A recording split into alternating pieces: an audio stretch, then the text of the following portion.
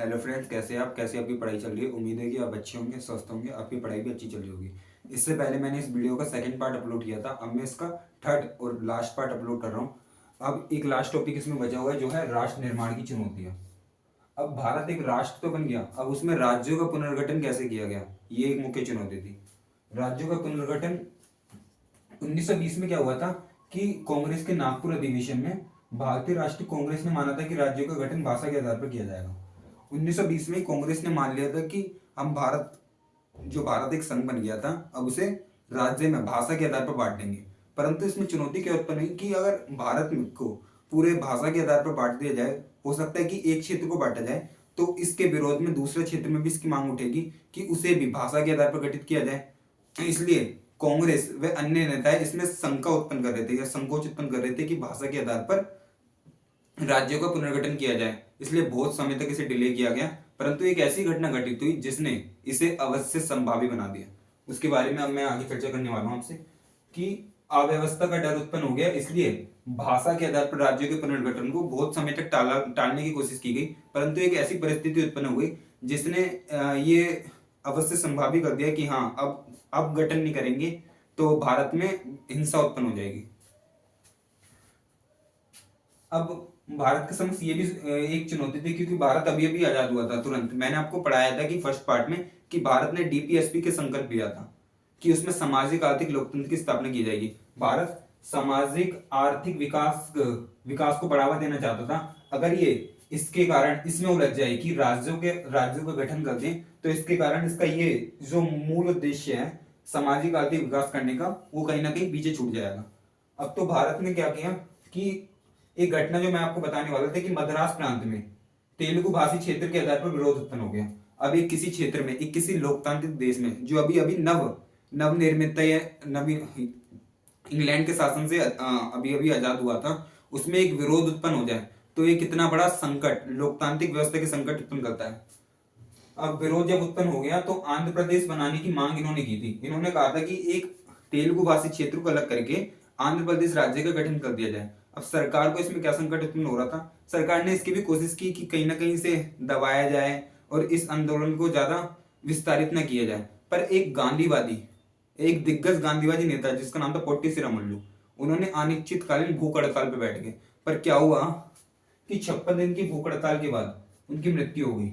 जिसके कारण क्या हुआ, जिसके कारण हिंसक घटनाएं उत्पन्न होने लगी। पुलिस ने इसमें फायरिंग भी की जिसमें काफी लोग मारे गए और उसने एक राष्ट्रीय आंदोलन का रूप ले लिया। राष्ट्रीय आंदोलन का रूप ले लिया तो 1952 में 1952 में कांग्रेस को यानी कि सरकार को मजबूर होकर आंध्र राज्य बनाना पड़ा। अब जब एक क्षेत्र में आंदोलन उत्पन्न हुआ, एक क्षेत्र में आंदोलन से एक राज्य का गठन कर दिया गया, तो ये दूसरे क्षेत्र में ही फैल गया। वहां भी पंजाबी भाषा के आधार पर पंजाब राज्य के गठन करने की मांग उठी, मराठा के आधार पर मराठी भाषा की मांग उठी, गुजरात में गुजराती के लिए मांग उठी। तो उसके लिए गवर्नमेंट ने क्या किया, 1953 में राज्य पुनर्गठन आयोग का गठन कर दिया। इसे फजल आयोग, अली आयोग भी कहते हैं। फजल अली आयोग कौन थे? ये चीफ जस्टिस थे उस समय के। तो इसका काम क्या था, राज्यों का सीमांकन करना, यानी कि राज्य, पहले तो इसे ये बताना था कि राज्यों का पुनर्गठन करना सही है, कि भाषा के आधार पर राज्यों का पुनर्गठन करना सही है। तो इसने कहा था कि अब ऐसी परिस्थिति उत्पन्न होगी है कि अगर अब राज्यों का पुनर्गठन भाषा के आधार पर नहीं किया गया तो पूरा देश टूट जाएगा।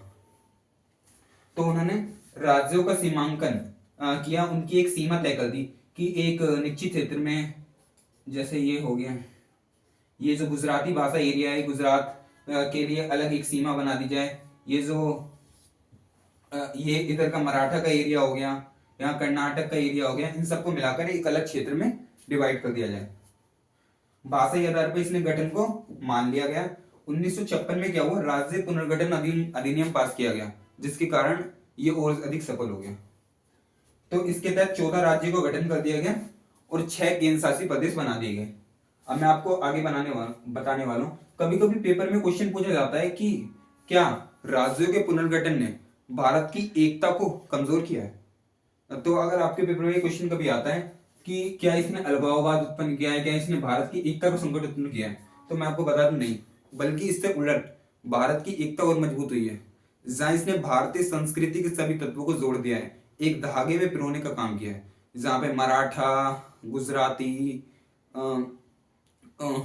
तेलुगु, सभी जितने भी विभिन्न संस्कृति विभिन्न भाषाओं से संबंधित लोग हैं वो क्या है एक ही धागे में पिरो चुके हैं।